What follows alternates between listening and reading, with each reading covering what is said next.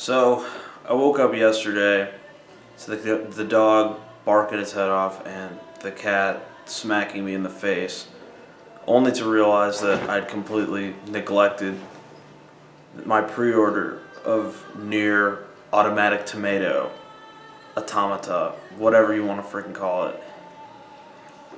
I honestly think it's a pretty solid game, and I thought I should give my first look on it before I actually give a really big review. Yakuza 0 is still what I'm putting in work on right now, but as of right now, I thought I should let you know. I did check this game out, I already beat it the first run through, and I know there's going to be 100,000 people out there that all say the same thing I've already read. Oh, you already beat it one time. Well, there's like literally 26 different endings, and about 5 of those are about canon and core endings that you need to take a look at. But that's fine. I just wanted to let you know. I touched it, put my hands on it. It's pretty good. If you have any questions or comments, just let me know. Hit me up in the comment section, and here we go. There's a lot of different games that I like playing, and if there's a company that makes them the best for me personally, it's Square Enix. I've always really liked their games, even though they have a few near misses, you know. I mean, I was never too big on Final Fantasy 13, and I sure as hell wasn't huge on Final Fantasy 10 too. And I know that's heresy, but whatever. It's my first impressions. When it comes to Platinum games, the only real games I checked out by them was Bayonetta 2, and I was pretty impressed by the fact that they managed to get Nintendo to make something other than a Mario game. I was really happy with that because that's pretty much all Nintendo will do, and Nintendo was so wholehearted on it that they actually put in their own custom skins for Bayonetta and Bayonetta 2. That was pretty enjoyable to play through. It definitely got some use out of my Wii U because I hadn't touched it. But today, we're talking about NieR Automata. Now, I'm not sure I'm saying that right because I'm pretty sure they never say the word in the game. But, I mean, it's not like this is a roll credits kind of deal. You're looking at a game that's huge hack and slash, you know, dodge roll mechanics straight out of Bayonetta. Lots of action, really intense graphics. I have the PlayStation Pro, and I'm looking at it on a 4K TV, so it looked amazing to me. It might not be the highest resolution here, but it definitely doesn't reflect my viewing experience. When I played through it, the first thing that I noticed was that the soundtrack, it kicked straight into a really beautiful soundtrack, and I was shocked because I thought that it was going to be one of those deals where it was just intense metal the entire time or something like that. Now mind you, I'm near virgin, so I know absolutely nothing about the franchise, so everything is new to me. But when I heard the soundtrack, I was just absolutely floored. It's beautiful, and it's a dynamic soundtrack. As you move on from one spot to the next, it may soften or raise as you're closer to the central hub, or it'll even add lyrics to it as you go, and as you exit it, it will remove certain aspects of it until you're into another song, which is really great. It sounds gorgeous.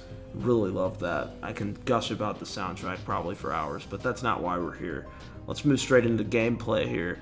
Gameplay, you're looking at, bullet storm, bullet hell, whatever kind of genre you want to call it, stuff like that. If you can think something like Gradius, or you can think something like Resogun, if you can think any game from like old school arcadey shooters, those are the games that I was never very good at, but this is the kind of game it has elements of that. But on top of that, it has its hack and slash elements. It's like if you took that and smashed Devil May Cry, and then you had Witch Time from Bayonetta, and then you had all of the ridiculously overly Japanese aspects of Square Enix. The characters are unnecessarily blindfolded. That's pretty much that's as far as I'm going to go into that. And I know there's going to be some guy out there that goes, oh, craziness about the lore, because I understand there's a lore perspective as to why there's actual blindfolds on all of the androids, but that's whatever. When it comes to the gameplay, there's like multiple different angles you can approach the game at. You have your regular 3-dimensional plane, and then you'll have your 2D side-scroller aspect.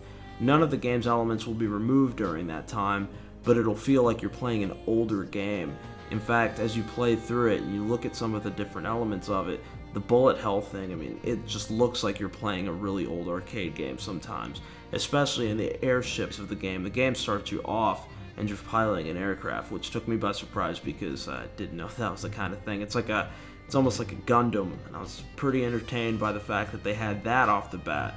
But as you move on, you jump straight into the whole hack and slash element of it, and from there you have as I said before, your three-dimensional plane, and from your three-dimensional plane you can go into a two-dimensional plane like this you're looking at right now, and it'll have enemies. It makes you feel a lot more powerful as you like slash through them and cut them down, because as you move through it, it just looks so fluid, it looks so good that way. And then they have a bird's eye angle as well. And there's certain elements of the game. There's a lot of platforming within it. There's parkour elements of it, and you could really appreciate that if you're into the whole Infamous thing. But don't think it'll go full Infamous where you can just climb all over walls and jump on everything, because although I wanted to, I feel like that was one of my only real issues with the game, was the fact that the game is littered with invisible walls, and on top of the invisible walls, it's got this, you can climb this, but you can't climb this element, and it doesn't really tell you.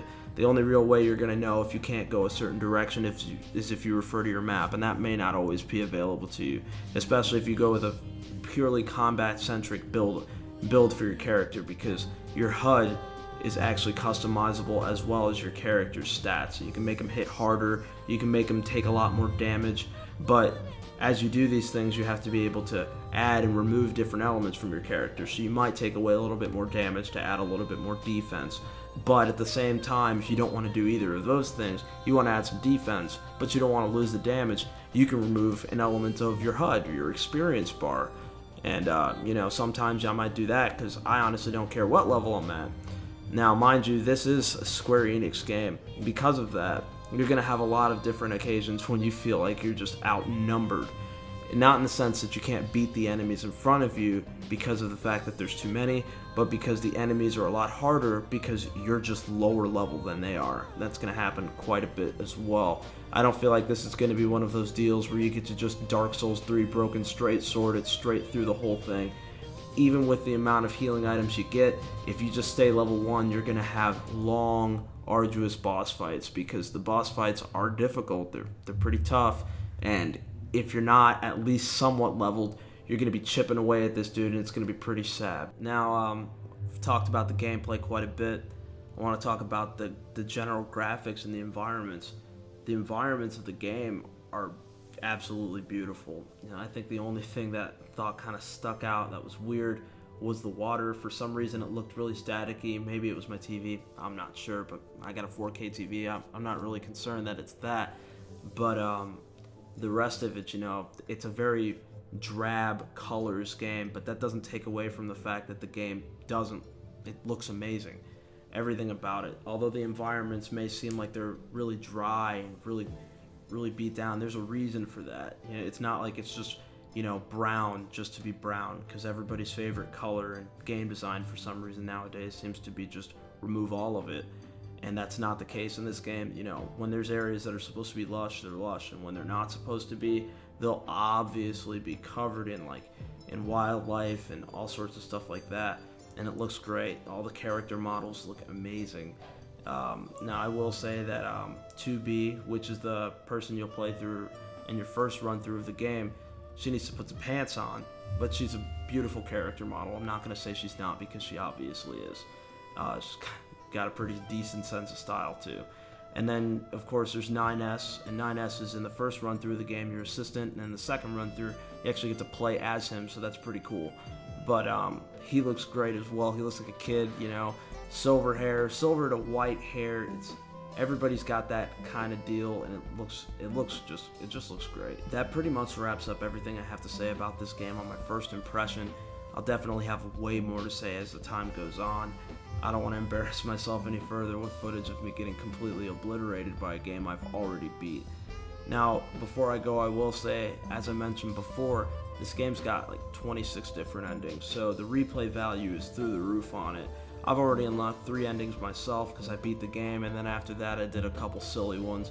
Well, you're lucky that if you do a stupid one, self-destruct in the bunker, for example, if you choose to do that, you're not going to get stuck having to do the whole game over again. You'll get an incredibly fast roll credits, and you don't even have to watch them. It just zooms right past them, and then it just hops you right in the game from where you were at in the first place. So if you want to do something stupid or silly, you can do that, and it'll still be fun. But definitely would recommend checking out. Invest some time into it. If not rent it, then buy it. I bought it, and this is one of those games that is not going to make its way back onto a GameStop shelf, or at least not for me. I'm going to enjoy this for quite some time, and when the time is right, and I'm not working on another review, I'll definitely be hitting this game up with a solid review, because it's definitely worth the investment of time. That's pretty much it on it. Well, after thoroughly spouting my opinion of this pretty solid game at you for however long, that about wraps it up. If you guys liked what you saw, go ahead and subscribe to the channel, because I'll be continuing to generate this kind of stuff for a very long time in the future, I hope. And if you got any comments, just go ahead and punch them in on the bottom. Let me know, because I want to know what you guys think. If you like it, just throw out a like. If you don't like it, then throw out a dislike.